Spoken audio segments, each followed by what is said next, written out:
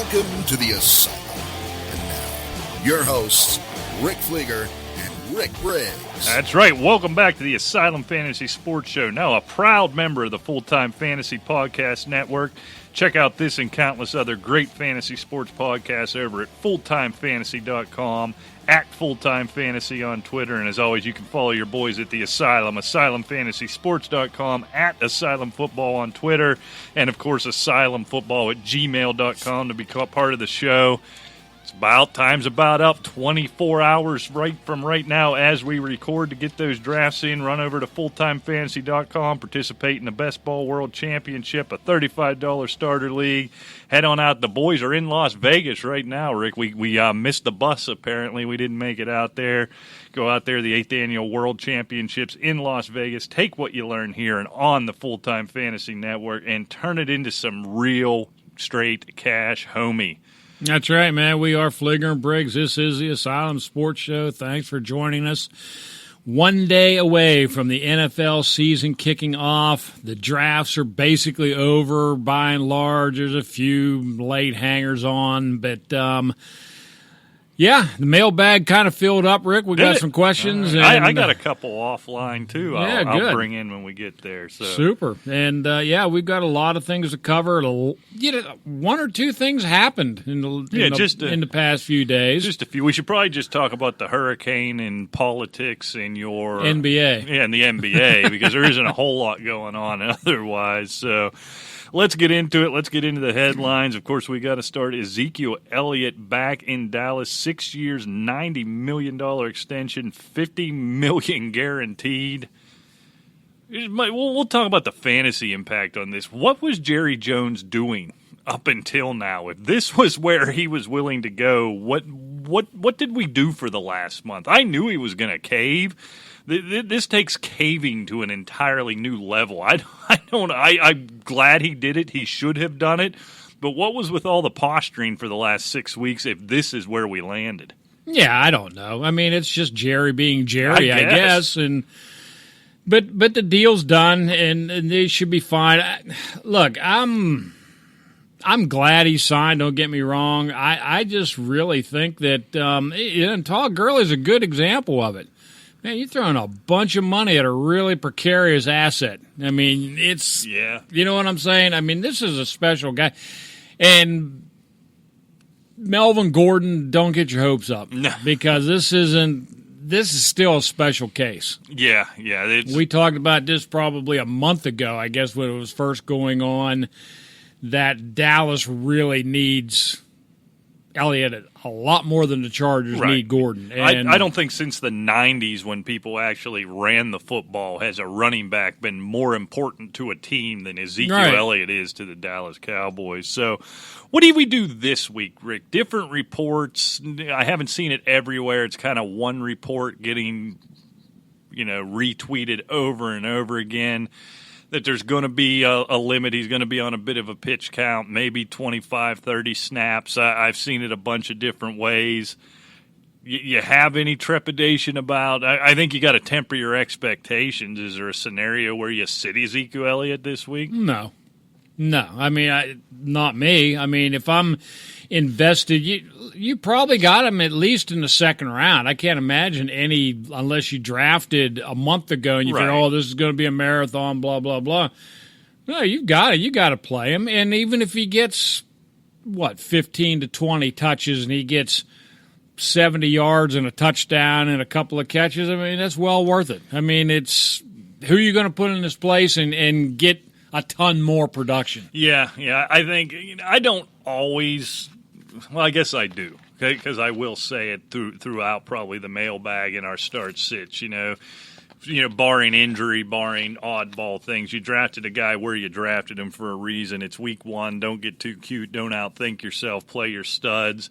I know there's probably a scenario in some 10-team leagues, Rick, where you have somebody on the bench. I don't know who that somebody would be that you might want to think about. Because I think that stat line you rattled off is probably the high water mark for Zeke this week, right? Most likely.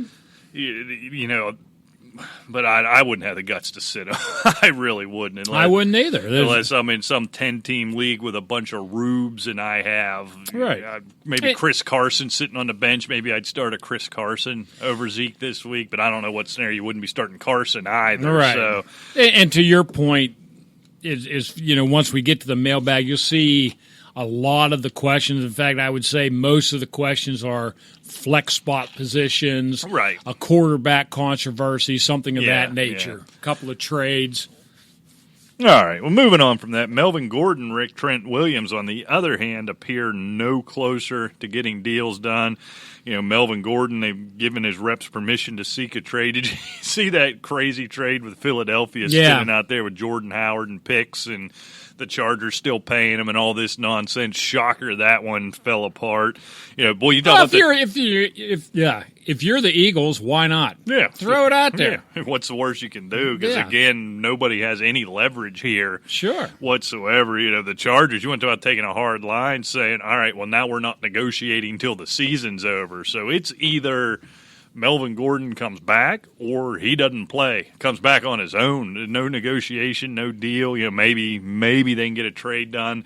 I just have to wonder who's going to make that trade wherein not only do you have to give up assets to get Melvin Gordon, then you immediately have to negotiate with him, and he wants a deal in the realm of Gurley and what Elliott just did, whether or not you think – I'm sorry, Melvin Gordon isn't worth that. I'm not going to see whether or not you believe it. He's not worth that. He thinks he's worth that. Who in their right mind would give up anything for that mess? Well, we've already seen it. The Chargers said, go for it. You have our blessings. They had one offer from Philadelphia, and it was Jordan Howard in a third rounder or something. And, by the way, Rick, you're still paying his salary. Yeah, you pay him. We'll take him off your hands. We'll pay Jordan Howard. You pay Melvin Gordon. Yeah, so, I think Melvin Gordon stash in deep leagues at this point. But, boy, Rick, now it's been mainly home drafts, the last week or so. I still saw this guy going even in the 5th, 6th, 7th rounds, and I just, at best, this thing's over in week 9, and I'm just not confident that, because if you're Melvin Gordon, how much of a punk do you look like, honestly, if you come back hat in hand in week 9 and say, all right, you got me? I just don't think, And you can do a quick peruse of the NFL and go team by team. There's not a team out there. I gave Philadelphia, they threw a little bit of interest out there. It was a fantasy interest. I mean, who else? Maybe Houston, but they have already traded away every draft pick and asset they have for nothing. Exactly. And you look at it, the only other team really that Tampa, but they're not going to invest that heavily when they've got everything else, what's going on in Tampa. Melvin Gordon's not going to bring them a title. No. I mean, they need to build a complete team, right? Melvin Gordon isn't the missing. So there's just not a lot of teams in the market for a running back, certainly willing to pay that for a running back and have to give up assets for it. So Austin Eckler owners licking their chops right now. His ADP, to me, never really went up as high as it should have, considering I've got shares of him in quite a few leagues. So, I didn't think a whole lot of Gordon's holdout, meaning I didn't think he was going to be back anytime soon. I grabbed Eckler whenever I thought it was a decent enough value. I think at this point it's all going to look like a value in that offense. So I think the biggest news of the week, Rick, LeSean McCoy, my boy Shady, cut by the Bills, signed by the Chiefs. How do we sort all this? First of all, let's start with, Frank Gore, man, just a career killer. He is never going away. No. I saw something on Twitter. I wish I'd have jotted down who it was so I could give him credit. That he said the biggest thing he's looking forward to in the NFL in a few years is when Frank Gore and his son are competing for the same job. Yeah, exactly. But this dude just keeps getting it done. Shady, I'll tell you what, it makes perfect sense reuniting with Andy Reid with what they want to do on offense. Andy Reid's penchant towards the RBBC. But my God, what a blow to Damian Williams owners, and I think more specifically Darwin Thompson owners, exactly. who there is nary a league that I have drafted in, and then it's up in the teens, that Darwin Thompson isn't on my roster, and it was just Andy Reid just punched me in the throat with that one. Yeah, and he's going to get plenty of work. He's familiar with Andy Reid. And vice versa, and they know how to, work well together in that system. And look, yeah, it's hooray for the Shady McCoy owners. They may have saved some people's seasons. At least he's usable fantasy-wise. Usable, but what it's done is really hurt the Darwin Thompson value. Yeah, that crushed. Williams, I think. The only thing I think you can hope for as a Darwin Thompson owner, I still believe, as is the reason I have all these Thompson shares and no Damian Williams shares, is I believe Thompson was going to supplant him at some point fairly early in this season. That could still happen in terms of supplanting Damian Williams, but Williams is still going to get his work. Now, LeSean McCoy, you say usable. Yeah, he's an end of your bench, desperation. He'll have a game somewhere, right, where he's got 80 yards and a couple of touchdowns. It's going to be so situational. This comes back to the evil nature of Andy Reid, who just doesn't give a damn about your fantasy team whatsoever. Yeah. I mean, this is such a boom for the Chiefs. This makes so much sense, but just crushing. Isn't it? Andy Reid is not like fantasy football teams. What a jerk. I mean, he's so selfish. He likes his Kansas City Chiefs. And I'll tell you what, to your point, it may, even if you are correct, I'm not sure that you are. I mean, I obviously think that you are correct that he will supplant Damian Williams. I think this delays Darwin Thompson's ascension, if you will. Certainly. Because you won't see as much of him, looking so much better, et cetera, because there's going to be three of them in there. Well, and a lot of my belief in this is, Damian Williams has never played a full season. He had never played a month as the lead back on a team. I didn't think, he had the ability to just step in and take that over. So it was going to be a good two-man committee, right? And Thompson would show out a little bit, but now McCoy's cutting into that. I mean, early in the year, this is probably 50% Williams, 30% Shady, 20% Thompson, and, throw it in a bag and mix it up week after week. Unless somebody goes down here, it ain't going to happen anytime soon. Sure. And if Kansas City's winning, there's no reason to change. All right, moving on, Rick. So, fortunately, as a show, we are going to recover from your ridiculous assertion a few weeks ago that Deontay Foreman was going to be the breakout running back you just in cannot fantasy football this year. You keep wanting to throw, it's on record. Right. Ridiculous assertion. I told you were so off base, and you go, in fact, I'm paraphrasing, but I'm pretty close to it, and I am right on point, my friend. I do believe those were your exact words. So after your ridiculous assertion, I, my friend, have redeemed the show. Go back and listen last week at my prediction of what would happen with Carlos Hyde with the Houston Texans. Ends up being a trade, not a cut, but I'm going to take this one as a win. Yes, Carlos Hyde to the Texans. You heard it here first. That's all I wrote down. That's true. Not much value with Hyde, right? I don't think this affects Duke Johnson in the least. It might be a benefit to him where they're not coming in expecting him to be on the field for 80% of the snaps like he would have been otherwise. Former teammates on a much better team. Right.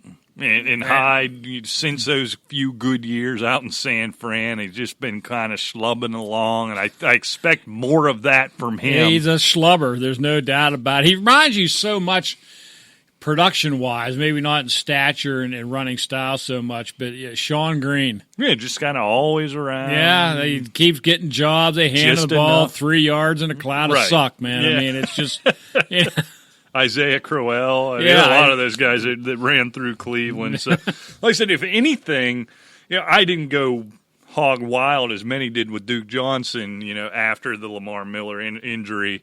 But if anything, this bolsters my view of Duke Johnson. You've got a pro running back in there to spell him to where he can get a more expanded role that he's been used to, but not have to step into that primary number one back role that you worried about wearing him down. I think it's a good thing for Duke Johnson, and probably better for his numbers as well. Vikings signed Josh Doxson after being cut from Washington. Jordan Reed still in concussion protocol, though seems unlikely he'll go in week 1. And if you forgot what I said in last week's show, or if you missed last week's show, I will reiterate.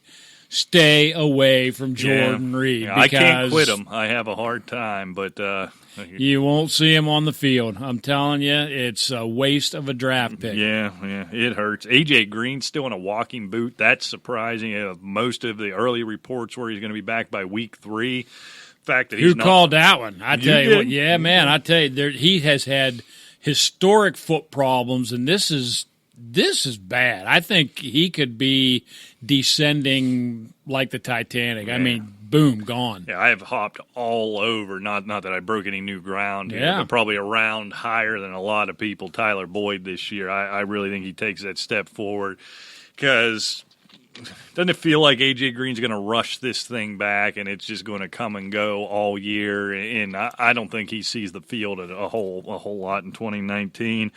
Anything else worth talking about? Robbie Anderson looking like he should be good to go in week 1, dealing with that calf. And still gimping a little bit. Jared Goff, 4-year extension with the Rams. They've locked him down.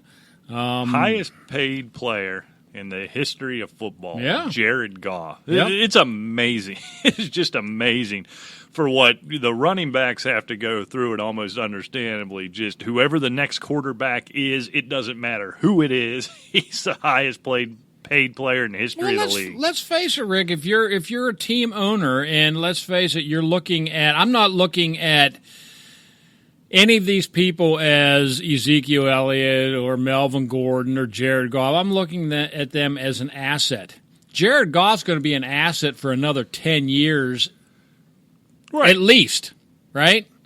Even if Elliott is a great back, what's he going to be good for the next 4 or 5 years? Something like that. He's not going to see the end of his contract. I saw that on Twitter, and I forget who put it out there, What do you think? Is Jared Goff worth whatever it was, $100 billion? I just wrote back, he is to the Rams. Yeah. As simple as that. It's the going rate, right? I kind of get what the Rams are doing. Because honestly, I think it's crazy that Jared Goff is the highest paid quarterback in the National Football League. That said, number one, that's just how these things work, right? You identify a guy as a franchise quarterback when his deal comes up. Right. This is what you have to do. Number 2, moving into that new stadium next year, I think this is just really getting all your ducks in a row. We're making that push. We're becoming the glamour team in the glamour city, although nobody in the glamour city gives a damn that team's out there. I think that they were in the Super Bowl last year. They don't care. That's been made pretty clear.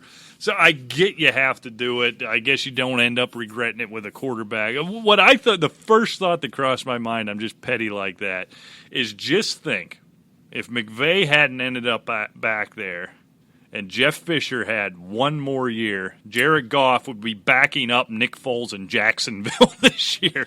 What a difference that makes. If he had one more year in Los Angeles under Fisher, he'd probably be in a hospital somewhere or a wheelchair. Because I don't know what would have happened with the Rams. I mean, we made this point, or I made the point, we were talking about Nick Foles last week when we were talking about our AFC predictions. That's the narrative. Well, he's only had success playing for Philadelphia. Well, he only had 1 year away from Philadelphia with the Rams as a starter, and that was under that Jeff Fisher, and he had 1 year in Kansas City where he didn't start. So, yeah, that is a success, is with Philadelphia, but so what? He won a Super Bowl and made another deep run in the playoffs. Right. I mean, I'm not turning this into like a Nick Foles thing, but, yeah, I mean, I agree with you. McVay, look, they've got a good team. They're trying to lock down that quarterback. They've already got the running back. They've got a good O-line. Their defense is good. They've got receivers. I tell you, yeah. I mean, you make can the go push. You can go out right now when you're trying to sell. I have to assume, being in Los Angeles, being what that stadium is, the worst seat in the house, the season ticket's going to be about $45,000 per season. So you can now put on your mailers, right, long term, you got Jared Goff, you got Todd Gurley, you got Aaron Donald locked up. That's a pretty good threesome to put on the billboard, right, when you're trying to get people to sell their children in order to purchase a ticket to these games. So it makes sense. It's the way the league works. It's just that one surprised me. That one caught me because they didn't need to do it yet, right? This was needed to be done in the off season. It told me, all right, we know what the market is. It actually seems to be operating wisely, right? Look, we know what the market is. We could haggle back and forth till midsummer next year, but just do it. Just get it done. To your point, too, why haggle? Because, number one, and they didn't have to do it now. You're right. But the thing is, if they waited another year or two, the price only goes up because somebody else will sign. Then somebody else will sign, and now it's Jared Goff's turn. Oh, wow, look. Well, now he's going to be the third or fourth highest paid in another couple of years. You imagine being Dak Prescott right now today, watching what Ezekiel Elliott got out of Jerry Jones, watching what Jared Goff signed and thinking, yeah, buddy, I'm next. And Dallas has the cash. They do. I mean, I saw an article. They've got cap room. They've got cash. Oh, yeah. He'll get paid. Dak Prescott is just licking his chops. You bet. The only other thing I have down, I don't know, is it even worth talking about the latest Antonio Brown nonsense saga? It's just, he's just a buffoon that wants attention, doesn't want to follow rules, and he's a horrible teammate. I just don't know what else to say about it. Amazing talent, but, as I was telling you before we went on the air, I listened to a nice interview with Merrill Hodge on the radio, and he says it's just he's an embarrassment is what it is. At this point, it's gotten there. I've always had a soft spot for the diva receiver, Rick. Right? I like Terrell Owens. I like Randy. Could you call Randy Moss a diva? He was more somewhat. There was something off with. But those guys, they always made me laugh. I like that kind of stuff. Antonio Brown has taken it to such a level where this isn't funny. This isn't Muhammad Ali. Like, look at me, and then. That's different, I guess.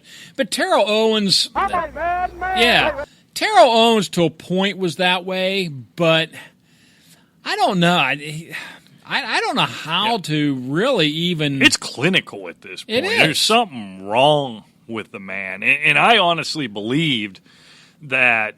I mean, obviously, eventually he would burn that locker room to the ground. But I thought you were going to get 1 year of paid, of happy Antonio Brown, and he was going to be good, really good, great, maybe even. I worried about the situation, but I think this thing could implode before Halloween at this point. I really did not have the feeling that you would even get 1 year of good behavior because of two things. Number one is he's rich beyond belief now. Right. Okay, where going to my second point, the comment he made about Ben Roethlisberger, where we were never friends, Ben was nothing more than a means to an end. Right. Which means, okay, I'll be a good guy till I get my contract. Till I get mine. Yeah, and it might be as simple as that. I mean, even looking at something stupid, as much as we mocked the helmet issue, anybody who tried to defend him said, well, that's the way it is. You hone your craft, and you're used to wearing this, and if your vision changes. If you watched any of Hard Knocks, it was made perfectly clear to me, and maybe it should have been a couple episodes before. It was made perfectly clear to me watching that. Yeah, it was last night. Watching that last night, it was all about vanity. The only thing he didn't like about the new helmet was the way it looked. It's got that little fin on the back. Right. And that was all it was about. So that's to the point where he's at, right? Yeah, it's like I'm afraid it's going to affect my performance. It was still stupid, but I guess you could get it, right? A quirky guy like that, one little thing, you knock it a quarter inch off, he can't handle it. Right. Pitchers are like that, and golfers are like that in a lot of cases, right? Everything's got to be just so. Right. It was all about the aesthetics of it. He thinks these new ones look bad, so he did all of that, and then he gets fined for not showing up over something that's stupid. And what do? You post it on Instagram. Well, and then telling the world that your own team wants to hate you. They want you to live up to your contract. Exactly. That's all it is. And the thing about the helmet just reminded me of the movie Reservoir Dogs. They're going to pull the big heist, right? And they give everybody a code name: Mr. White, Mr. Green, Mr. Pink. Why do I have to be Mr. Pink? I don't want to be Mr. Pink. It's kind of like, for why? Yeah, because I don't like it. I mean, I'm to the point I'm ready to predict he walks away from this team before this season's over, and he doesn't wait till the last game of the year like he did to Pittsburgh last year. It's going to take – look, Derek Carr isn't Ben Roethlisberger. As much as Ben Roethlisberger isn't his friend and he's the worst quarterback to ever play now and all the stuff he says, Derek Carr is going to have some struggles. And the first 2 game stretch where they don't even have the ability to get the ball to him because that offense isn't rolling like he thinks it's going to be. He's going to lose it. He's going to burn that locker room down. He's just flat going to walk away. You talk about toxic, and I am glad to say, I was looking back through it today, I have precisely 0 Antonio Brown shares across any league. I have avoided that man. I've got Antonio Brown, unfortunately, in the Scott Fish Bowl. Of course, we drafted back in June, whatever. Before all of this. Here's, I'm going to give you Oakland's schedule. Starting out, you talk about this thing could tank early. Denver, they're at home at Denver, at home Kansas City, at Minnesota, at Indianapolis, at home Chicago, at Green Bay, at Houston. I mean, you could easily have a. That's a bad stretch. I think that was 7 games. That could easily be a 2-5. I think best case scenario with that team, that's a 3-4 start. That could be a 1-6 and 2-5. Pick the 3 they're going to win against. Well, that's maybe Denver, maybe the Colts. Maybe Houston, because you just never know what Houston team you're going to get. Yeah, but whew. That's a brutal stretch, and that's the thing. If this thing doesn't start well, and Derek Carr looks like the Derek Carr of last year, and AB isn't getting his, and you see he can't handle the least bit of adversity or is unwilling to. Either he can't or he's unwilling to, either one. This thing's... Well, he doesn't feel obligated to. That's the real problem. He just doesn't feel obligated. He's not in... See, he's not part of a team. He's AB. And AB don't like it. AB's not hanging around. Yeah. Simple as that. He'll just turn and walk out the door. All right. Well, that's all I have, Rick. It's time. I can't believe we get to finally do this already. Starts and sits for week 1 of the NFL. God bless America. I tell you, Rick, I'll let you start. Well, I'll tell you what. I am going to make a general start, and then, right off the bat, and then more specifically who I'm talking to right now. All right. Whatever defense special team is playing Miami Dolphins. This week is Baltimore. It's a must start. Yeah, you talk about a good streaming option there. Right. Yeah, the Miami Dolphins. All right. Rick, my start of the week, and of course our starts are, I'm not going to tell you to start Le'Veon Bell and start.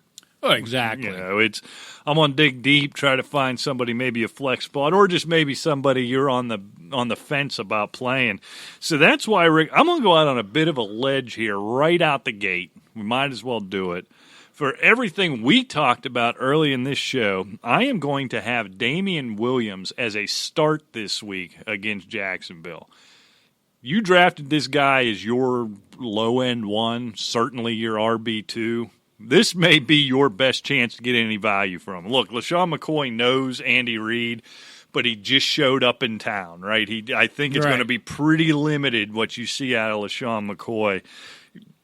Chiefs, warm weather earlier in the year, feeling themselves. Patrick Mahomes ready to be unleashed. They're even against a good Jacksonville defense, they're going to score well into the 30s. Damian Williams gets plenty of that right out the gate. This may be the one week where you can, where I could plug him in and say, yeah, I feel good about this one. So we're going to get a lot of emails about Damian Williams as the year goes on. For me, this week, the answer is Damian Williams. This is the best it's going to be. Yeah, that's a good start. I'm going to throw one out here. If you're looking for a deep flex play, something like that, Adam Humphries, Tennessee, at New Orleans. I have a feeling Tennessee's going to be having to throw the ball late in the game, obviously. Look, he came off a 76-catch, 800-yard season last year. He traded to Tennessee. I think he's going to turn into, I'm not going to say a real weapon, but I think a trusted security blanket for Mariota. Oh, certainly you saw it. And was it the first preseason game where he just went off and yeah. everybody lost their mind? Yeah, just solid, dependable. With a guy like Mariota who's still struggling, I think it makes a lot of sense. So I gave my running back. So my quarterback this week, again, as good as it gets. Rick, that Cardinals defense looks pathetic in every way. Peterson still suspended, all the issues going on there. Again, never a guy you really trust, but this week, as good as it's going to get, maybe if you have, I'm jumping into my sits thing because I've got the two quarterbacks in this game. I'm going to go ahead and take a wait-and-see approach on Kyler Murray at this point. So if you've got Kyler Murray and Matt Stafford, but in either way, Matt Stafford, I think, is in for a big, big week. It's always better earlier in the year for him before he gets nicked up, before he gets the hell beat out of him the whole season. And that Cardinals defense just looks pathetic, just absolutely pathetic. That whole team looks pathetic right now. It really right. does. And it's sad in a way, but I don't know. They kind of brought it on themselves. But, I'm avoiding it. We have actually got a couple of Cardinal questions in the mailbag, so we won't delve into that too much. Conversely, I am going to – you know what? I think let me check something real quick here. I may have just deep thought. I may have written something down.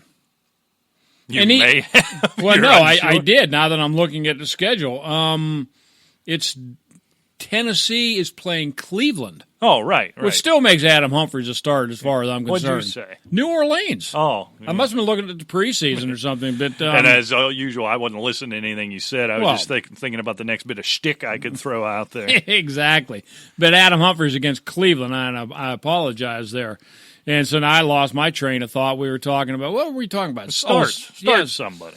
Well, I'll tell you what, the worst thing that I can say is when I start a guy on a team, is to sit somebody on the same team. But I tell you what, I would not risk my fantasy season opener with Marcus Mariota going against Cleveland. Does anybody own Mariota if you're not in a super flex? Yeah, if you're not in a super flex, man, he shouldn't even be on a roster.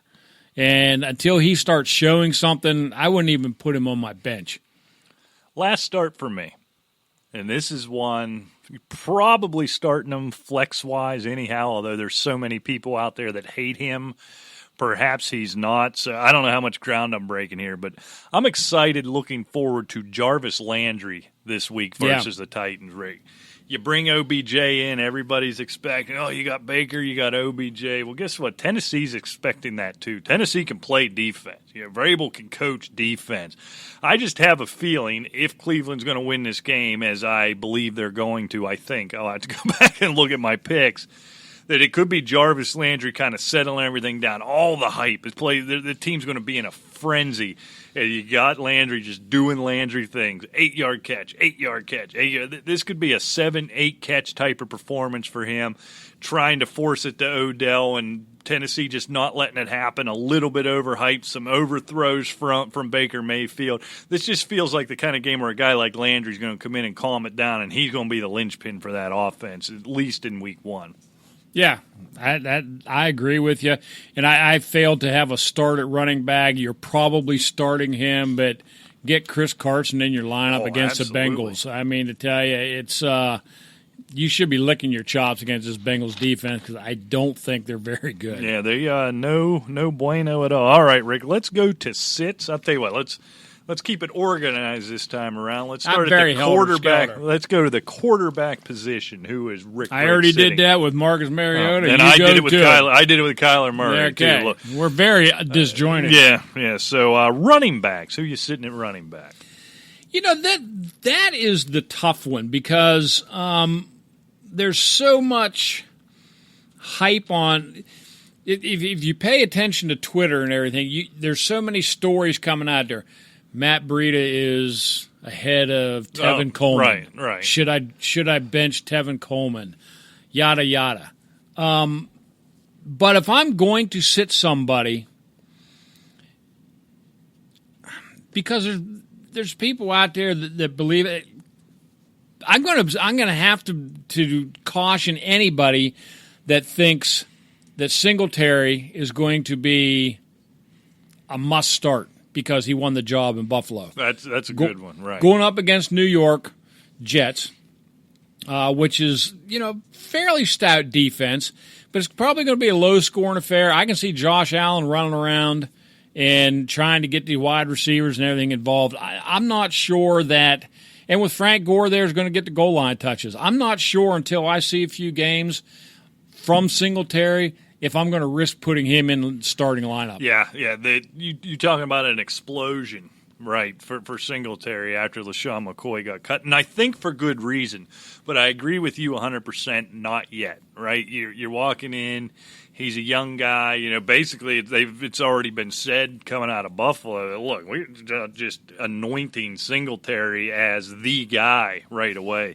You still got Frank Gore. You still got Yeldon. Josh Allen does plenty of running around.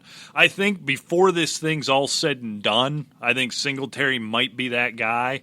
Those things don't often start in week one. I think he gets some early work. I think Yeldon gets some catches. And I think Steady Eddie, old man Frank Gore, he's going to cut in. Yeah, you're going to have to let this thing shake out a little bit. I agree. Early on in camp, Yeldon was getting cut.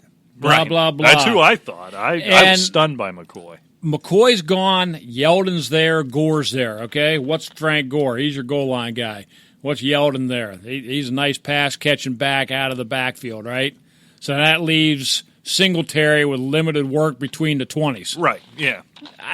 I'm not going to I think anoint him as some starter on a fantasy squad. And I think at some point he shows himself to – you never eliminate Frank Gore. Like, until they show me his body, I'm not going to believe that you take Frank Gore out. I think Singletary can work his way into squeezing T.J. Yeldon kind of into the ether. Him I can see. Frank isn't going away. His zombie corpse will be running in the year 2040. I think he squeezes Yeldon out, but Yeldon, especially early on, going to get plenty of work. All right. For me, I don't know how many people, now that I look at this, are in a position to start him, but there's a lot of hype with all the work that Darius Geis got late in the preseason with the Washington Redskins, and Jay Gruden basically saying, throwing caution in the wind, that no, he's getting – it's so rare to get something definitive, right, from a coach who says, no, Geis is getting more work than Adrian Peterson. In fact, there were some reports coming out of Washington that they gave a lot of thought to cutting Adrian Peterson. That's how much they believe in Geis. He's kind of another wait and see, right? And I don't like the matchup. I think Darius Geis is going to be, maybe not in terms of production, but in terms of share of the workload, almost an Ezekiel Elliott type, where if he is healthy, you worry about that offensive line, I think, is what holds him down. But a really bad offensive line, a really bad football team, and going up against what I think is a really good front in Philadelphia, I think it's going to be a slow start for Darius Geis. So I don't know how many people are clamoring to start him this week. He kind of feels like that RB3 type.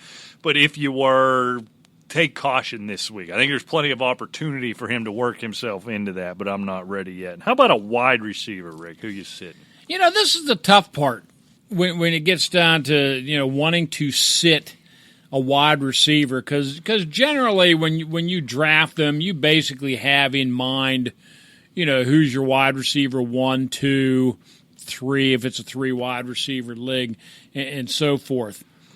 But I think if I'm going to bench somebody of significance this week, I think it is going to be Robbie Anderson. He's nursing that calf. That Buffalo defense isn't the worst in the league by any stretch of the imagination. And I think that Darnold and Anderson are going to be a pretty dynamic duo in 2019. I think since this is the first game of the year, if you have a better option, I'd throw caution. I wouldn't throw it to the wind. I'd put Anderson on the bench and not take a chance. Yeah, because I just hope he's not going to rush it because it is the first game of the season and do something to that calf where all of a sudden now it's a 5 or 6 week thing. Yeah, here's one where I'm going to give some advice, but I'm not going to follow it, and none of you are, so it's more just to say I think temper your expectations. My sit this week, at wide receiver is actually Josh Gordon in New England taking on the Steelers. It's kind of a late arrival to camp, by all accounts, healthy, in shape, ready to go. But a late arrival, hasn't had a whole heck of a lot of work. He's going to draw Joe Hayden, now with those feeling good and those big fat pockets. And more than anything, and this is what you get at the Asylum. Now, listen to any of those other shows if you want them to read you numbers. I have watched Tom Brady put the boots to the Pittsburgh Steelers so many times with somebody you had never heard of up until that point, where the Steelers will game plan for Josh Gordon or game plan for Julian Edelman and kind of take those guys away. And I'm telling you, Gunnar Olszewski, or whatever the hell his name is, probably going to have 15 catches for 208 yards and 2 touchdowns. It's going to be somebody. It's going to be White. It's going to be somebody. I think Josh Gordon struggles, and Belichick and Brady just have a way. They do it to everybody, but specifically against Pittsburgh, of identifying some matchup with somebody you've never heard of. And I think Josh Gordon, I think you're looking at he might, if he finds the end zone, it ends up being a good day. But this feels like a 3 catch for 40 yards type of week for Josh Gordon. Okay, that's some starts and sits. I like it. Moving on. So what do we get? Oh, we're going to pick games. Indeed. Get that book. Did I have a sounder for pickets? I don't. We need to get one, don't we? We certainly do. We need to get something that sounds like gambling or something. Because I have a mailbag when we get to the mailbag theme. I don't think we ever did have anything for the game. I am going to remedy that ahead of next week's episode. Well, we'll just do... Oh, can't play that, Rick. Turn that off. We got in trouble for that. YouTube flagged us last time. We had that. Well. I won't tell if you won't. I won't. All right. It's not name that tune. That's 2 notes. I could name that tune. Yeah. All right. Game picks. Rick, get the bookie on the line. This year, a new twist, a new wrinkle, if you will, here at the Asylum. Not only will we pick straight up, as we've always done, we're going to pick against the number as well. We'll keep track of it. Here's what will happen. Rick will get off to a big lead early in the year, and then I'll just lap him as the year goes on. It's kind of like the Dante Foreman thing. It's the exact opposite of what happens. I don't think that's true. All right, tomorrow night, maybe tonight as you're listening to this, depending on what time it gets posted, the Green Bay Packers +3 head into Soldier Field and take on the Bears. Yeah, it was a tough one. If you listen to shows before, I'm high on Chicago Bears. But division games, it doesn't matter who they're playing, especially these two. Yeah, especially these two, the 100th anniversary of the NFL, the oldest rivalry in football, blah, blah, blah. I don't even know what it is. It's like 62-34 and whatever, something like that. All right. In Green Bay's favor. Green Bay's getting 3. I've got Chicago winning 30-24, so I'm going to take Chicago -3, and I'm going to take them straight up, obviously. Yeah, I think this one ends up being really close, and actually I think it was a field goal game, but I didn't want on the first one out the gates to pick a push. That's kind of a punk move. Right. So I got the Bears covering here, 27-23. I'm taking a real wait and see with this Packers team. This audible thing popped back up with your boy LaFleur again, and now Aaron Rodgers has free reign to make audibles. But mainly it seemed like just because LaFleur kept getting asked about it in press conference. Did you see that little hissy fit he had yesterday over that? I just think, Aaron Jones is going to run the ball well against that front. After Adams, there's all those 11 three-name guys at receiver. Look, Aaron Rodgers is good enough to will that team to 8 or 9 wins. I just don't know if on the road in Chicago with a new coach in the first week's where they're going to do it. So I got the Bears here by 4. And the funny thing is, I've paid attention. Obviously, we make predictions and so forth, and so do many of these other experts out there. I have seen Chicago taking the division. I have seen Minnesota taking the division. I have seen Green Bay taking the division. About the only one nobody really we can agree Detroit's not going to win the division. That's about it. Yeah, the Detroit's not going to win the division. But write that down. You heard it here on the Asylum. The consensus is, though, and we're right there. It's the most talented and powerful division in football. Absolutely. And nobody really can shake out these three. They're afraid to go hard against the Packers or to really bolster the Bears because of the Packers. And, of course, Minnesota is that team in there. They certainly have the talent. They should win. If Kirk Cousins had the ability to beat a team above 500, this would be Minnesota lapping the field. But it is that, right? Kirk Cousins, great fantasy quarterback. It's just and when he's got to have it, he hasn't. It's going to be tough. Does he take that step? If he does, Minnesota wins the division easily. If Trubisky takes it, Chicago's right there. That's always what has been Green Bay's advantage is Aaron Rodgers was always so much better than everybody else quarterback-wise. I think he still is. I do too. But if they take a step closer to him, there's not nearly as much talent, save Devontae Adams, around him. No, if Trubisky takes the step forward that I've kind of predicted he would have early on in the preseason. I've kind of cooled on that as it's gone and reports have come out of Chicago. If he takes that step, look out. Then your prediction of Chicago playing in the Super Bowl, I think, is almost a certainty. It all comes down, and I know that's brilliant analysis, right? Well, if the quarterback plays well, the team will play well. So write that down. You heard it here on the Asylum. All right, moving on, Rick, a game you wanted to put the Saints in. Unfortunately, they will not be in Cleveland. No. It's the Titans head into Cleveland catching 5.5. Well, actually, I had Tennessee heading to New Orleans. So is that what it was? I can't keep track. The travel schedule is going to be hell if you were in charge. You got that right. They don't even know where they're playing. 3 teams in New Orleans and nobody in Cleveland. Look, I don't know. I think Cleveland's going to be a good team this year, but I'm not sold totally on them being a big winner. But I predicted them at 9-7, and this is one of the W's. I don't think Tennessee is that good. I like Cleveland. And what was the line? 5.5. Okay, they're minus 5.5, and I again have them covering. I have them winning 28-20. I'm getting right at it this year, Rick. All the off-season hype. All the excitement. The preseason games in Cleveland look like playoff games anywhere else. That team is so excited. Baker Mayfield, you bring in Odell. The running game is great. The defense looks amazing. But doesn't this just feel like the time where that franchise and that town just throws up all over themselves? First upset pick of the year, Rick. Titans win and cover. Titans win 23-21. No business beating them. Cleveland just, they can't stand success. They can't have it.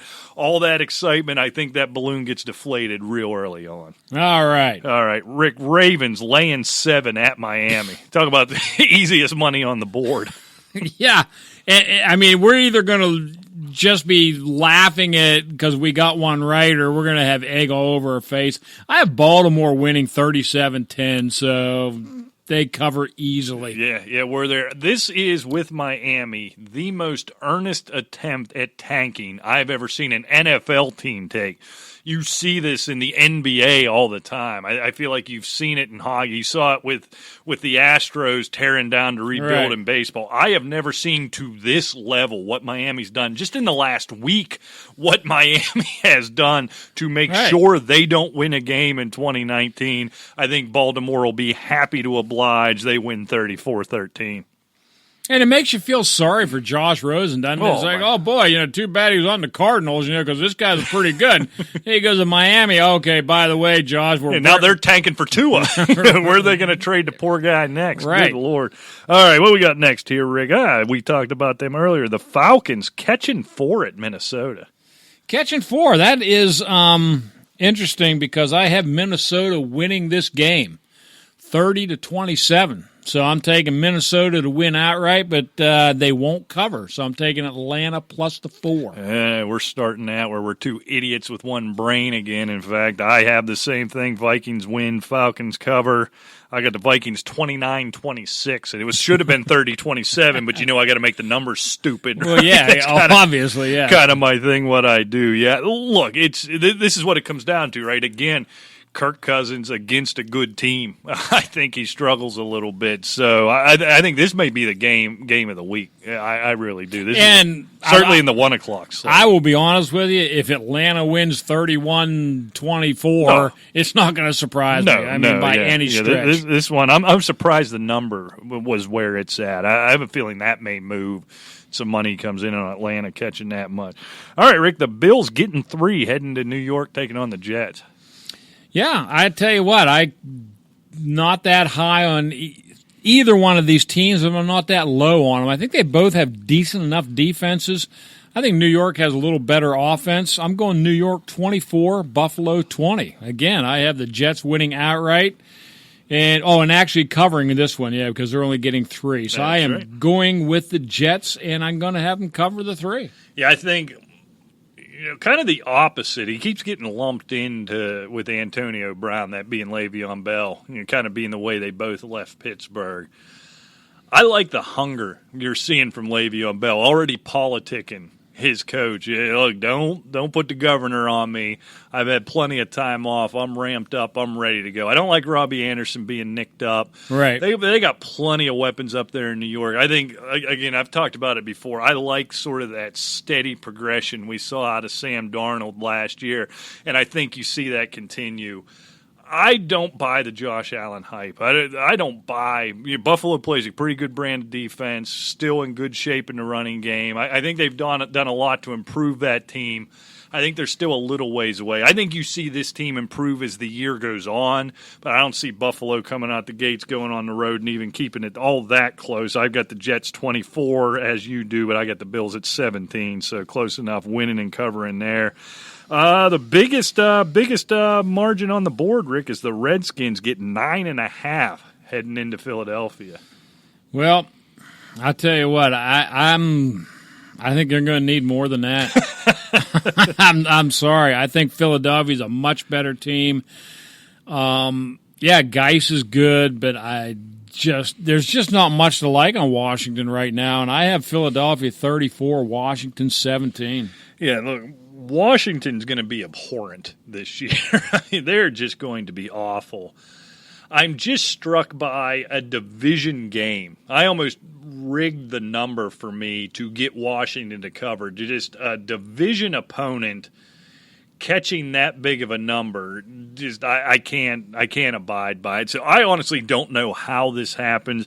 I got the Eagles winning this thing outright, but I'll take 27-20. I'll have Washington covering. 9.5 is just such a big number, especially against a division rival.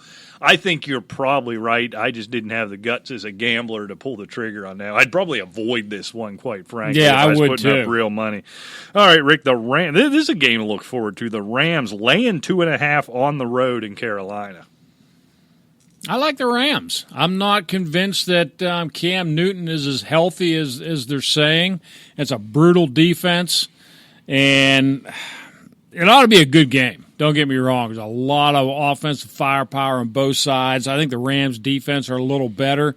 I'm going Rams 28, Carolina 21, so I have them winning and covering. Yeah, I think, boy, for a team like Carolina, who you think is going to be respectable anyhow, catching points at home is normally something I want to hop all over.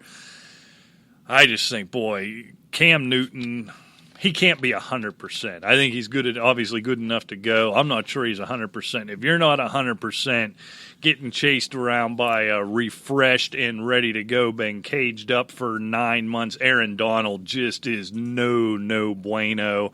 I think this one's good for a while, and then the Rams run away with it, so they win and cover 33-24. Write that one down. Wow, okay. All right, the Chiefs. Here's another road favorite, Rick. The Chiefs laying 4 heading into your Super Bowl champion, Jacksonville Jaguars. Nick Foles, MVP, Jacksonville Super Bowl. Jags. They're getting 4 at home. I tell you what, I've got Kansas. I think this is going to be a very good game.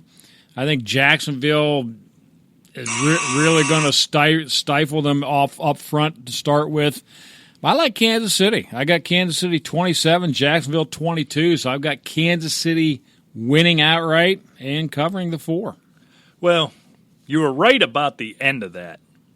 Everything you said before that was nonsense. This is a bloodbath, absolute bloodbath. Nick Foles, welcome back to anywhere but Philadelphia. Welcome to this group of rum-dums you're surrounded by in Jacksonville. Chiefs 37, Jaguars 13. All right, Rick. When are the two of you going to grow up? I mean, this shtick was cute for a while, but it's gotten stale. Ajayi. There's the last word. Right? Getting that back dusted out for next week. All right, this is a pretty big number. I'm curious what this was before the Andrew Luck news. Is the Colts head to L.A., take on the Chargers, catching 6.5. Isn't that something? You know, these points, I mean, I can see where the house always wins. I mean, these guys are sharp when they're laying these points. There's no doubt about that. I don't feel good about this, but I just think the Chargers are a better team. I like Jacoby Brissett. Obviously, the Colts do too. They locked him down. We failed to talk about that. They're not letting him get away, at least for a couple of years. Right. And but I like the Chargers, whether or not Melvin Gordon's there or not. I'm going L.A. 26, Indianapolis 18. I've got them laying the 6.5 and covering. All right. Well, yeah, I'm excited to see, curious to see what this running game does look like in L.A. This is the part I'm looking forward to watching. Look, we know who Phillip Rivers is. Keenan Allen's healthy. You know what they have there. I like Hunter Henry's back. I like Mike Williams taking that jump. That team, I believe I had them winning the Super Bowl this year. I don't believe I did. I did have. I predict them to win the Super Bowl. Let's guess. You know, the Colts. Here's how I feel about this game. Here's how it plays out again, where I take all the numbers out of it and just sort of roll with it. I feel like this Colts team comes out like a house of fire. You want to talk about something to rally around, something to rally the troops. This can go one of two ways. They completely fall apart, or they sort of rally together and really make a run at it. I feel like for 3.5 quarters, they do this in L.A. I think if this game was being played in Week 5 and that number was the same, I'd be with you. Chargers, I'm laying the wood. Chargers are just that much better of a football team. I just think there's a little something early on. I think the Chargers are too good in the end, so I've got the Chargers winning this game, but I got the Colts covering, Chargers 27, Colts 21. First couple of weeks are always the worst. There's no doubt about that. We'll both be 500 or a game under. I don't know why we're bothering here. All right, this number shows up again, Rick. I'm surprised. The Bengals plus 9.5 at Seattle. Yeah, that is a lot of points. And I really, as I go through my picks, I'm not real thrilled about it because I got everybody covering. You do. Yeah. And you're just laying the wood everywhere. You don't care. No, I've got Seattle 33, Cincinnati 17. I just don't think Cincinnati has the horses to run with these guys. And with the moves they made on defense, that front seven of Seattle. Terrifying. Stop Joe Mixon, bring it on, Red Rocket. You know, and I mean, I just don't think they can. I have Seattle destroying them. Yeah, I've obviously got Seattle winning this game. I don't have the Bengals winning many games, and on the road in Seattle sure ain't going to be one of them. That being said, I don't know if this is me trying to talk myself into it, because once again, like I said with Washington, where that big of a number scares me off. 9.5's a lot. It's a lot of a points. whole lot to lay. Here's the thing. Here's my problem. I know they're going to shut Cincinnati down by and large. We have seen historically, and they have less, at least, name-brand talent on offense now. Takes Russell Wilson a month or so to get rolling. It takes this offense a while to get rolling. So I think that's what's going to happen. I think, obviously, defense wins out. Seattle wins this game. But they struggle offensively, even against a bad defense. Seattle wins. Bengals cover 20-14. All right. All right, this is a game, boy, you used to look forward to. It looks a little less exciting this year as the Giants catch 7 heading into Dallas. Yeah, it's I would have had to me it was a no-brainer to take the 7 with New York before the Zeke signing. Right. Just because he's that much of a difference. I changed it after that. Again, I've got another cover. I've got Dallas 27, the Giants 17. I think Zeke makes all the difference in the world. I think it's going to make Zach feel that much better that I don't have to do quite as much. Look, I mean, the Giants have Barkley and so forth. I don't know what's going to happen with the Giant team, but I know Barkley is still going to be a force to be reckoned with. Absolutely. 7's a lot of points in one of these division games, but I'm going to stick with it. I'm going Dallas 27, Giants 17. As I was sitting around preparing for this show, I was trying to come up with a scenario where I could, in good conscience, sit in front of this microphone and to our dozens and dozens of listeners and tell them, Eli, 2-time Super Bowl champion, he's got pride. He's shorthanded. They gave Odell Beckham away. Golden Tate has been, ridiculously suspended for absolutely nothing. Everybody's mocking them. After everybody mocks the draft pick, now they mock the Giants for starting Eli over the draft pick that they suddenly all love. That he rallies the troops, that he pulls them together, that they go into Dallas, their bitter, hated rival, and hand it to them. But then I came back to the Giants stink. They stink. They're awful. Eli, they got nothing. It's awful. Bloodbath. Cowboys cover 30-17. All right. Detroit laying 2.5. I don't know how often this year you're going to see Detroit as a road favorite laying 2.5 at Arizona. And again, I have yet another cover. This is just terrible this week. I don't think you've picked anybody. I think I have one game where they didn't, and that's it. But I have Detroit 24, Arizona 13. I have to see something from Murray in this offense, and that Arizona Cardinal defense can stop somebody before I'm really going to even, unless they're playing Miami, before I'm even considering them as a competitive team. Yeah, I think the defense is so bad in Arizona. If this game was being played in 6 weeks, I might feel different about it. I do think everybody needs to pump the brakes on Kyler Murray, and we've talked about that a lot. But I think with his running ability, those things tend to work, especially early on. I think after a while, when he finds his legs, you look at Larry Fitzgerald, you look at Christian Kirk, you look at David Johnson. They have some weapons on offense. I think they could be successful offensively. The defense is just so bad, and worse now with the suspensions. So you look at all that and you think, all right, you got Matt Stafford, you got Galladay, you've got Kerryon Johnson. Boy, Detroit's just going to go in there against that bad defense and tear it up. And every time you say that about Detroit, they disappoint and throw up all over their shoes. Yep. So they're going to win this game. They're going to cover, but it's going to be ugly. I've got Detroit 19, the Cardinals 9. That's where I have it. This one's going to be about unwatchable. I love it. All right, Rick, we get to do it the old way here is San Francisco at Tampa Bay. This one is even. Wow. That's I don't have to worry about covering. I just think San Francisco is a little better team. Garoppolo's back. The backfield is still kind of a mess. But I think it's deep, and whether, fantasy aside, I think they got a pretty good combination with Breida and Coleman. And, Garoppolo has Kittle.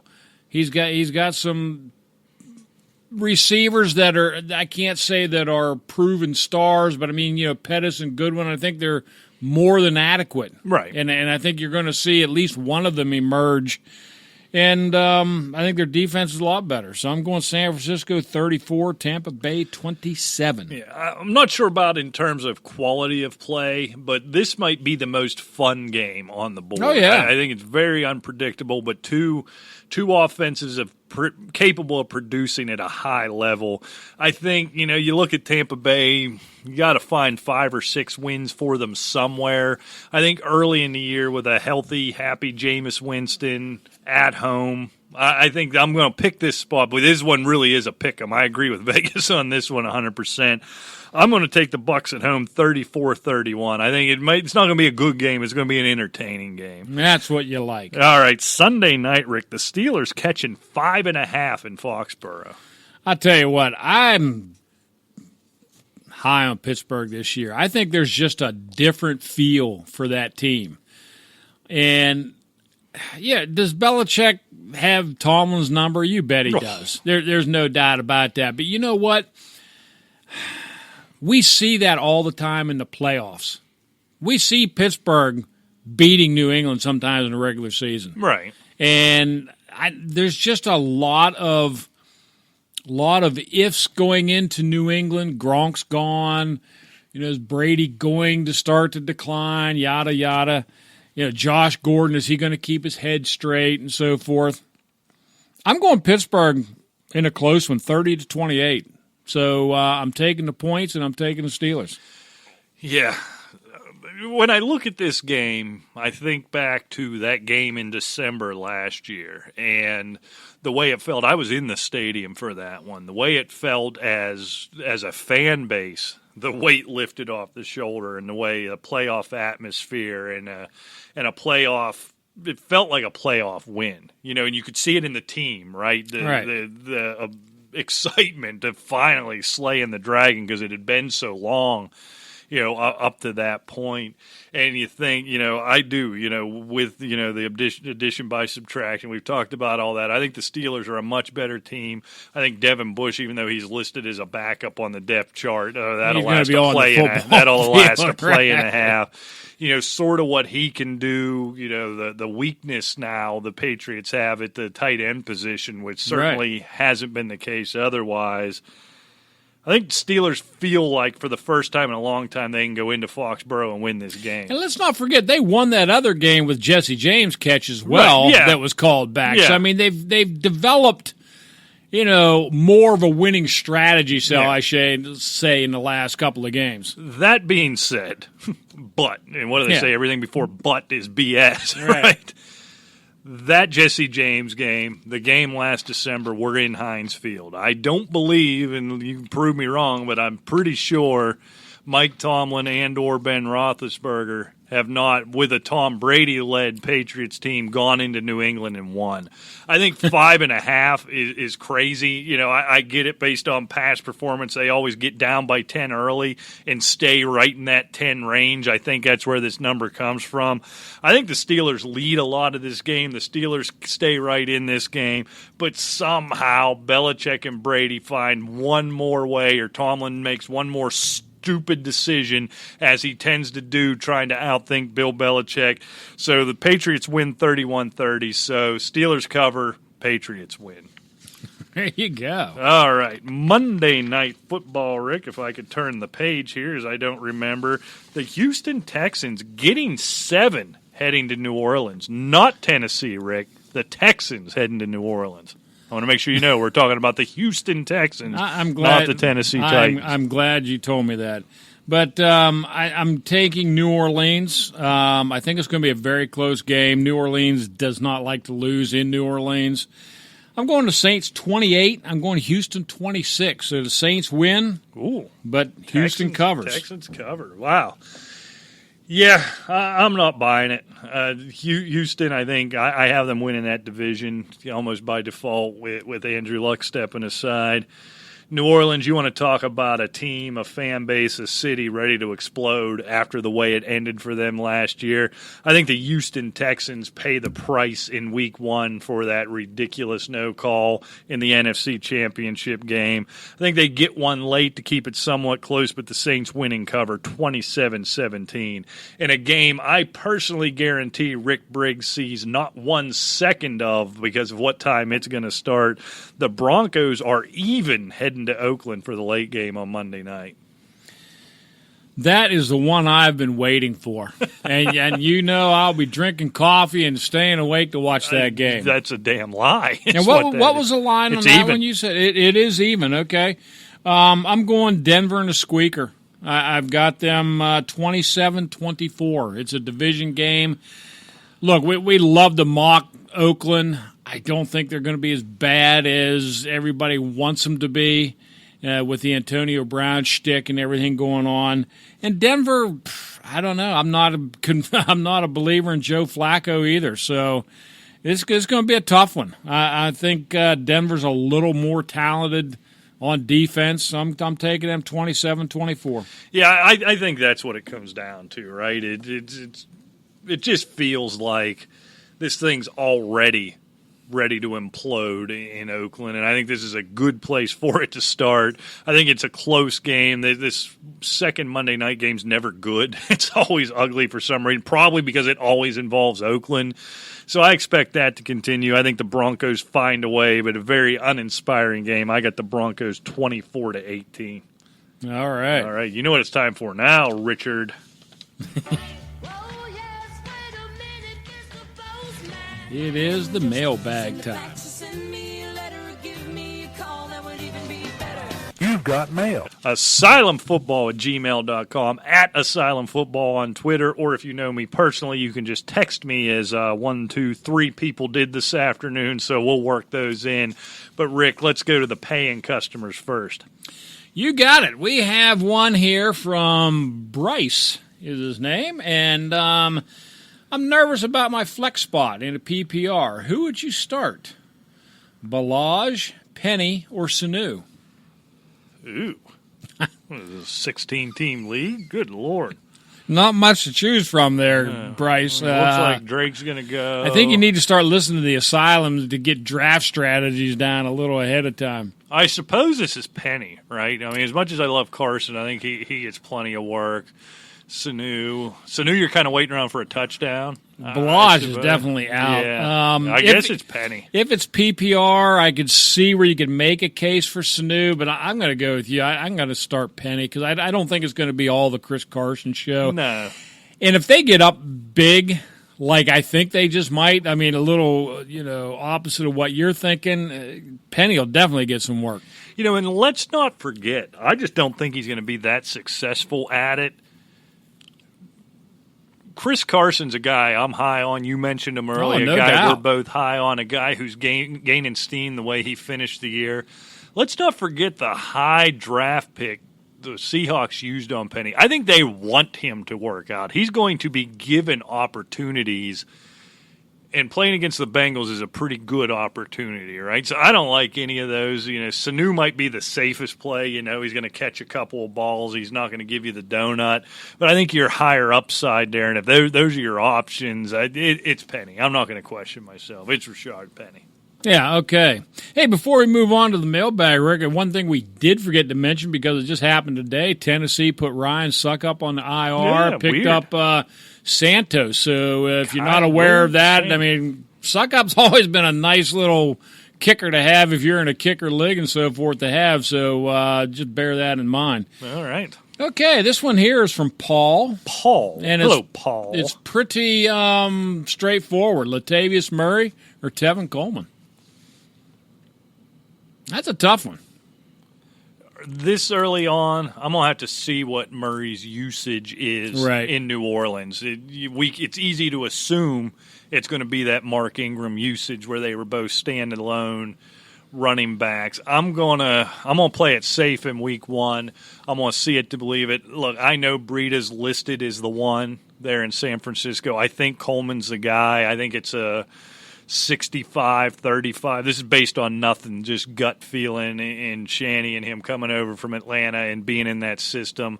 I think they're excited about Coleman. I think the safe play here is Coleman. I think down the road, I could be proven wrong right away, and if Murray gets that Ingram workload, I apologize, but I'm going to have to see it one time in live action. Yeah, and everything that I've seen about this Breida Coleman thing, I mean, even like guys like Evan Silva and them, there's just everything that they've heard talking to everybody else, throw that little roster out the window. Coleman's going to get the majority of the work, right? Yeah. Until further notice. So, I think Coleman is the safe play until you get a little bit of a meter. If he's going to step in as the Ingram of New Orleans. If he gets Ingram's work, he outperforms Tevin Coleman. Yeah. I don't know that that's going to happen yet. Exactly. Okay, we have one from, and here's one of the quarterback questions from Jamal. Should I start Jameis Winston or Jimmy Garoppolo? Oh, playing against each other.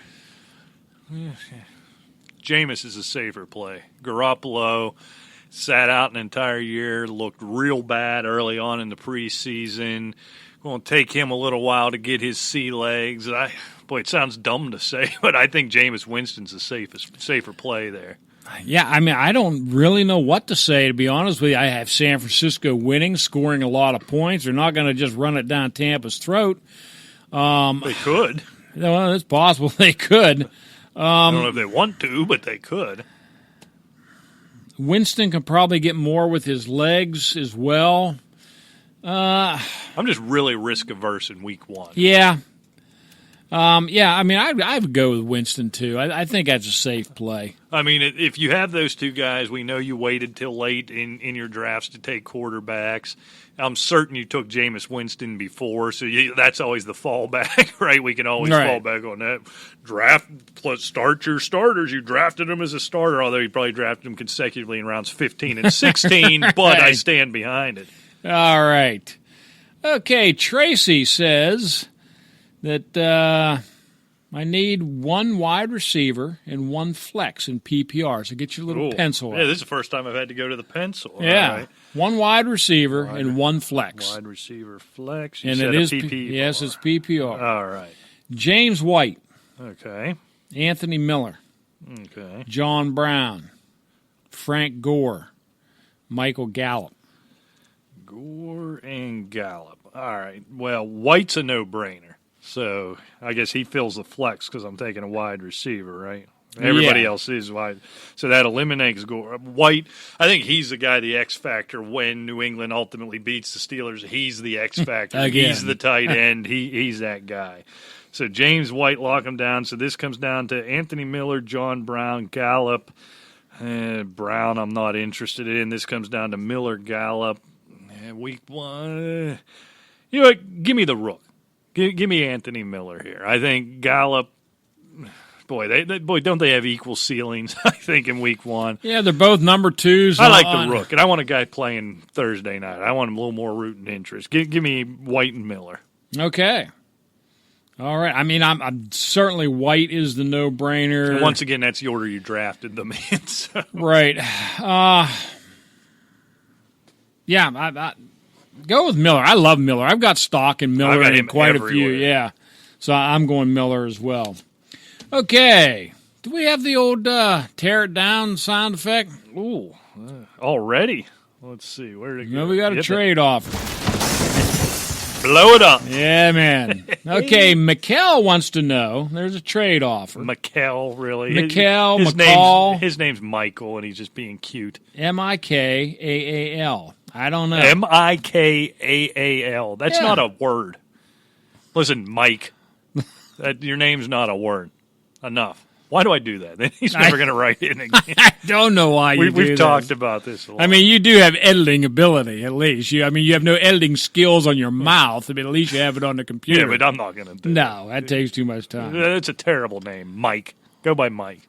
All right, Mike, what do you got? got? How about Mick? Like Mick Dundee? I like Mick. Yeah, Mick's cool. All right. All okay, right, we Mick, have a trade let's blow offer. Trade offer in PPR. All right. I get Cohen and Tyler Boyd. Okay, I like getting that. I give Derrick Henry and Mohamed Sanu. Oh, my God. My other running backs are Cook, Lindsey, Freeman, Royce Freeman. And my other wide receivers are Allen Robinson, Robert Woods, James Washington, and Sterling Sharp. You mean Shepard? Oh, yeah, Shepard. I'm sorry. Sterling Sharp. You went in a way back there. Yeah, he's in a wheelchair. Yeah. Sterling Robinson, Shepard. Woods, Shepard. See, I've got to quit doing that. See, I'm like you. I'm reading something, but I'm thinking about the answer, and it's like, just okay. the next shtick. That's exactly. what we do. Well, Robinson, Woods, Shepard, who are the other receivers? I don't think it matters. Washington and Shepard. Okay. Yeah, Robinson, Woods, Washington, and Shepard. He gets Cohen. Okay, Boyd is head and shoulders over Sanu. Henry, you may be losing a little bit of something, but you're getting Cohen in return, and you still have Cook and Lindsey. Woods, Robinson. Well, I tell you what, that would, depending on how many you start, I wish he'd have told us if it was 2 or 3 wide receiver starting. Yeah, I mean, you upgrade from Sterling Sharp, as you said, to Tyler Boyd in either your flex or your wide receiver 3. I think I make this move here.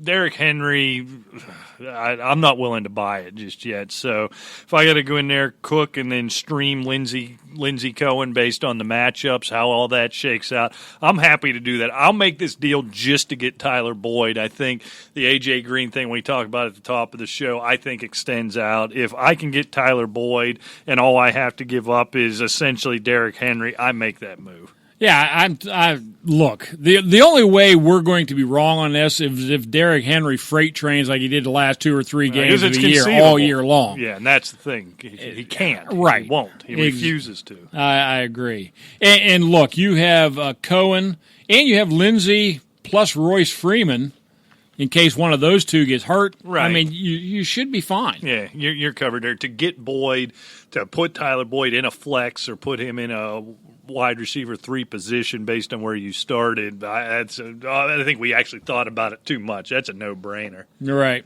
Okay, here's a normal name, Randy. Randy, that's my guy, Randy. Flex spot question. All righty. This is a half-point PPR.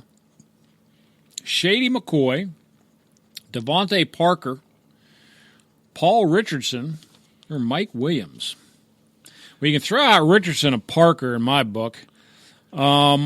Now it's half-point PPR. So you can throw McCoy out in my book. It's got to be Mike Williams almost hand down. Yeah. You could, I think, make an argument for Paul Richardson just in as much as garbage time, maybe. And there is no other wide receiver of note, at least name recognition in Washington, but therein lies the rub. He's in Washington. Yeah, this is Mike Williams. It isn't even all that close. Okay. You won't like this one either. Oh, another stupid name? No, it's not a stupid name. This is 2019. Everybody's not Bob and Rick and Steve. Now Rick Briggs is the one who's with it. Is that what you're trying to tell me? Cooling with it, man. Cooling with it. I just answered my own question. I have a... cooling with it. Well, it's just like a little private joke that I had with my oldest daughter. When she was younger, she used to read a lot. She's much more intelligent than her old man. That's a low threshold, though, to be fair. But, she had one of these, young girl books on how, whatever, the story's always the same, like little Susie wants to be in, this group, and she wants to be, with the other girls and everything. Okay. And that was the whole thing, Right. And in the back sleeve, it said, will, whatever her name was, Susie, be outcast from the group, or will she be accepted and be cooling with it? Okay, anyway. Cooling with it. Yeah, cooling with it. This is from Stefan. No, it's not. It's from Steve. Stefan. STEFAN. Phon. I don't know how to, if I'm mispronouncing, I apologize. No, you're pronouncing it right, but he should be going by Steve. How do you know it's not a female? It goes by Steph. What female would be named Stefan? That'd be even dumber than a man being named Stefan. Okay. Unless it's Diggs. I'm into him. Well, there you go. See? Maybe it's Stefan Diggs. Maybe it is. If it is, I apologize. If it isn't, go by Steve. He's an asylumite. You know that. Well, who isn't? Yeah.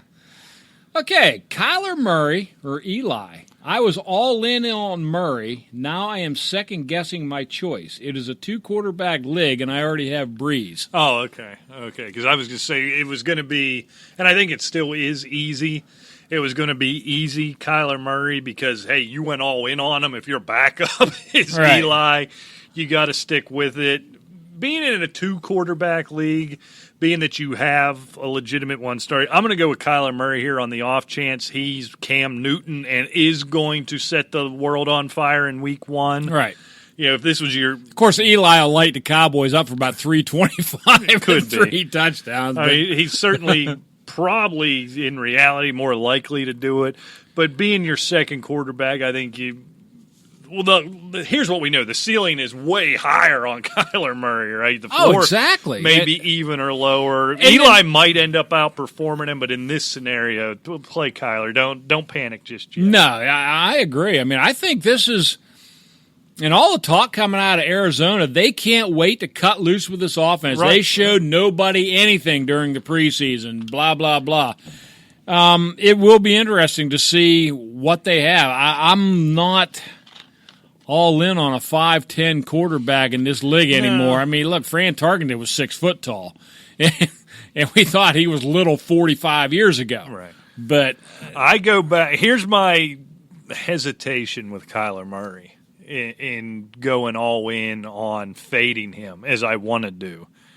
Let's take you in the way back machine, Rick. The very first year of the Asylum Fantasy Sports Show, where there was a quarterback, a rookie quarterback who came in the league, where one of the hosts, his name was Rick Fleeger. I'm not sure if he's still with the show or not, but one of the hosts. Let's hope not. Every week for 16 weeks told you how the whole Cam Newton thing was a mirage, and then all he would do was go out and throw for 420 yards that week, and that idiot would tell you, don't buy it, it's not going to happen, and then he'd do it again and again and again. So I feel like I'm hedging myself with Kyler Murray. I think he has the talent. I do worry about the size, but whatever. He's got the talent. I just think that team is so bad. That's more where I want to fade him. But again, this scenario, it's Murray pretty easily. I agree. Okay, Monty has a PPR. Monty. Now, see, that's what I can get behind Monty. Yeah. Monty's my guy. Monty. Sounds, Scottish or Monty. Or just like English. An old barfly. Yeah. Or like Monty Hall, let's make a deal. Yeah, I mean, there's all kinds of Montys, I used to know a guy named Monty Truant. He's gone now, but he was... Is he a drunk?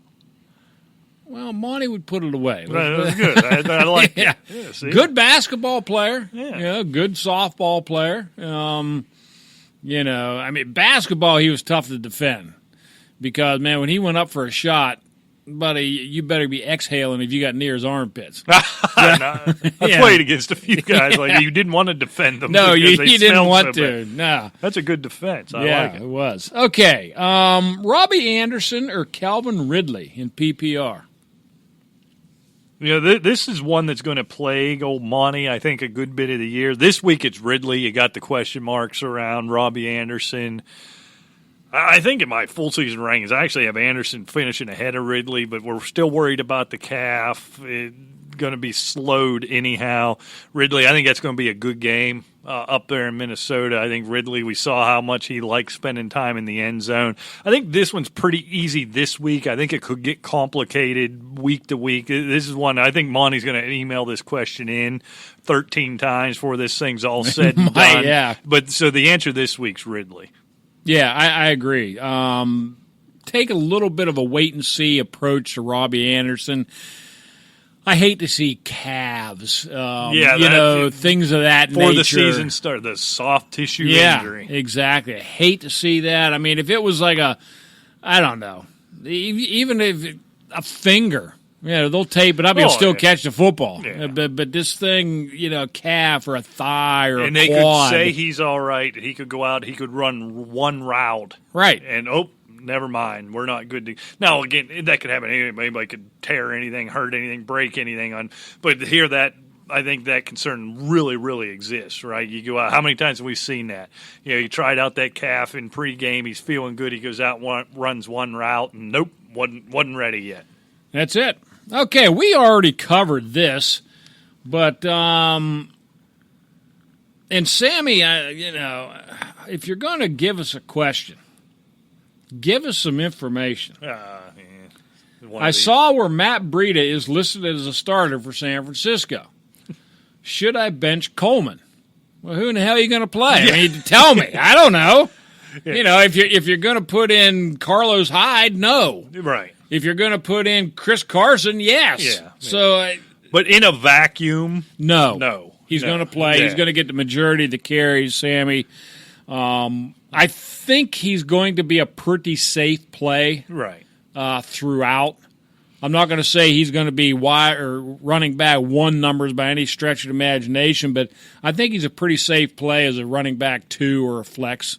Especially in a PPR. You didn't even tell me that. If it's standard, I don't even know why you're asking me. So, dope. Here's another one that won't write it. No more filter for you. All right. So that was all at asylumfootball@gmail.com, at asylumfootball on Twitter. From my cell phone, Rick, I pulled these out, refused to answer them so we could do them on the show. Real simple. Trubisky at home versus Green Bay or Jimmy G at Tampa Bay? Oh, Trubisky. Give me Trubisky. Yeah. I think the ceiling for him, look, till Jimmy G comes back and proves that knee's okay and the team is going to live up to some of the hype. And that second half of 2017 wasn't a fluke. That all felt too good to be true as it was. And then the injury, Trubisky there. Full point PPR, Devin Singletary or Marlon Mack? I'm going Mack. Yeah, right now it's Mack. I think this might be different in November if we get this question, but I think it's Mack this week. And the reason I say that for sure is Mack established himself when he came back from an injury last year. He's the man in that backfield right now. The only thing that changed on Indianapolis is a quarterback. The running back, the receivers, and all that is the same. And Marlon Mack's still going to be that guy in the backfield. We still don't really know how this Buffalo backfield's going to shake out. Right. Singletary is going to be the starter, but he could be sitting on the sidelines on the goal line attempts, on the third down attempts, with passing, etc. Go with Marlon Mack. All right, and this last question, it's the very last question, and it's the very most important. Okay. I know this guy personally. He is handsome. He's intelligent. All right, thank you. Men want to be him. Women want to be with him. Thank you, Rick. I didn't even realize I sent you a text. He's in a league where he drafted with some dopes and came away with a pretty good squad, a really good squad, and he has this conundrum. So this question comes from Rick F. in West Sunbury, PA, one of our bestest listeners. A half-point PPR, he needs to fill his flex with either Devontae Freeman. Do I need my pencil here? Well, it's only 2, but you might because you're old and not smart. Half-point PPR, Devontae Freeman or Tyler Boyd. And this is half point. Yeah. And it's Devontae Freeman, not Royce, not Antonio. Devontae. Okay. Yeah. RF in West Sunbury did a bang-up job in this draft and has a flex question he's struggling with. I am going to definitively give this listener the advice to go with his gut. And his gut was because I heard him talk earlier in the preseason. Oh, you heard this. That he was rubbing his hands together and on tiptoes with excitement with Devontae Freeman coming back. I think Devontae Freeman gives you a much higher chance of a bigger day, considering who they're playing especially. Yeah. I love, dear listener, I love Tyler Boyd. I think he finishes in the top 24 of wide receivers this year, assuming my assumptions about A.J. Green are going to be right. this is a tough ask right out the gate being in Seattle in that renewed defense. So I think Freeman's the safer play. I think there's higher upside there. I don't see a scenario where Tyler Boyd gets in the end zone multiple times. Yeah, look, Freeman doesn't have it much easier going to Minnesota, but this thing's going to have a bit of a shootout vibe. This isn't going to be a defensive struggle, right? Nah, Atlanta's going to score points. We've had 72 Tevin Coleman questions today, which brings to mind, he's not in Atlanta anymore. Ito Smith, come on, my boy Quadri Olesen, he's not quite there yet. This is Freeman all the way. Freeman's going to touch the ball a lot. This is about opportunity. No A.J. Green. I think Pete Carroll could take Tyler Boyd away if he so chooses. Plus, the Rocket might be on his back staring up at the lights most of the day. So, yeah, I tend to agree. RF in West Sunbury, go with Freeman. But I think you're a winner either way. You're a beautiful, beautiful man. And to have that decision to make, God bless you. I'll tell you what, though. Yeah. That kind of conundrum will drive you crazy during the course of the season, though, really, because, look, Tyler Boyd could have a monster game even if it's junk time. Oh, well, that could be too. If your thoughts of the way that game are going to go, there's going to be some garbage. I know. So, I mean, it was a much tougher question, but I mean, as giddy as this guy was on Devontae Freeman in the preseason and the way he's been drafting him, you got to go with that guy. You draft him, you start him, right? Yeah, and you just can't underestimate how brilliant he was to end up with this conundrum. I mean, good Lord. I mean, you swear to God you're talking about Cary Grant or something. This Rick F. guy, man. Did you ever see that old interview of Cary Grant? I doubt it. They're talking about I saw it on like Turner Classic Movies or something. They show like these little snippets of old things, and they ask him about his popularity or whatever, and he goes, "Yeah, somebody told me that everybody wants to be me. Heck, I even want to be me." I feel Rick F. in West Sunbury should be this way as well. All right, well, you got anything else? Yeah, we got a couple more things here. Right. This is September 4th, the day of the recording of this wonderful show. And, birthday wishes go out to Raymond Floyd and Tom Watson. Ooh, good day for golfers. Yes, indeed. Between the two of them, they have 12 major titles. And it's their birthday. And today, September 4th, 1954. All right. So even before your time. Even before my time. To coincide with the release of his second Sun single, using air quotes, Good Rockin' Tonight, Elvis Presley, along with Bill Black and Scotty Moore, which they were his band, make their first appearance at the Grand Ole Opry.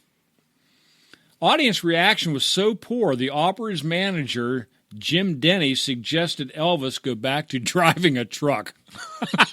Was it that bad, or the Nashville elite not wanting rock music up there? There's that old staunchy sitting there. He wasn't in the rhinestones and the big hats and oddly that came 20 years later with the jumpsuits and the rhinestones. Well, yeah, actually it did. You're right. When he became a Vegas act and so forth. And, that's something about that. I don't know if you've ever seen it, probably clips of it on YouTube when he did that Aloha from Hawaii. That was the first via satellite. The guy was doing, he's in the onesie things, look ridiculous. About 700 pounds. No, that was the point. That was 1973.